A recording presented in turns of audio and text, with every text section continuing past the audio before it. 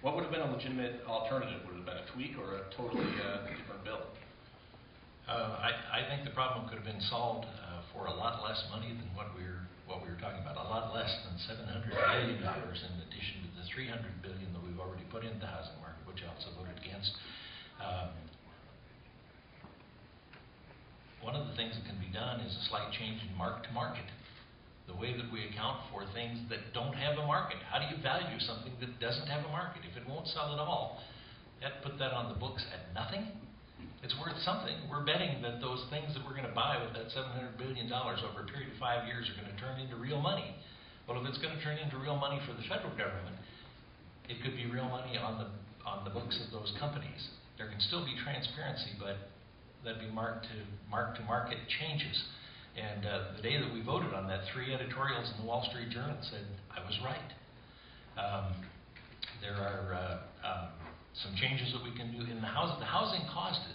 So the housing market can have some changes, and there have been several of those that have been suggested that maybe run into the $50 billion category. Now, they said we can't make an impression on people unless we spend $700 billion. I don't think that's true. I think people are concerned about the economy. They're concerned about the value of their house. They're concerned about whether they can stay there and whether the money that they put into their house for their retirement will still be there at the time that they want to retire. So there are other solutions out there that we could have done. I suggested them. Actually, several of them. The golden parachute winds up in there. Mark-to-market, you'll find, is in there, but it's all optional to the Secretary of the Treasury. And when I asked him the questions directly, what would happen with this? He says, well, it's too prescriptive, and people would keep too many of the mortgages that are bad on their books. I said, what's the downside of them keeping things that they think they're going to get enough money from later that it's valuable to them? He said, too prescriptive, can't do it. So if I put permission in there for him to use it if he wants to, do you think he's going to use it? I don't. Mr. Rothfuss. Well, he may. But you're probably right. I didn't like the 3-pager, obviously, because it gave way too much power to one person or one small group of people. When it went through the House, I still didn't like it particularly well because it was an awful lot of money, and it was done in a rushed manner without a lot of thought and without any options being considered. And then when it went through the Senate, I just flat out hated it because the only thing that had really changed, other than changing the amount of money that the FDIC could guarantee it to $250,000, was basically adding a bunch of pet projects. Some of the pet projects, honestly, were quite good.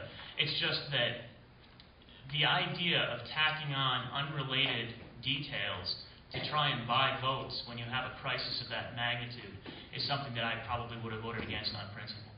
But realistically, since I didn't like the House bill, I wouldn't have needed to vote on principle. I could have just voted against it. I think that what it should have done was focus more on what we wanted to save. We want to save homeowners. We want to make sure they keep their home. There's a lot of provisions in the bill that do that, but there are a lot of provisions that also save corporations from failing. I like to allow corporations to fail. I don't want the economy to fail, but you have to look to who you want to protect.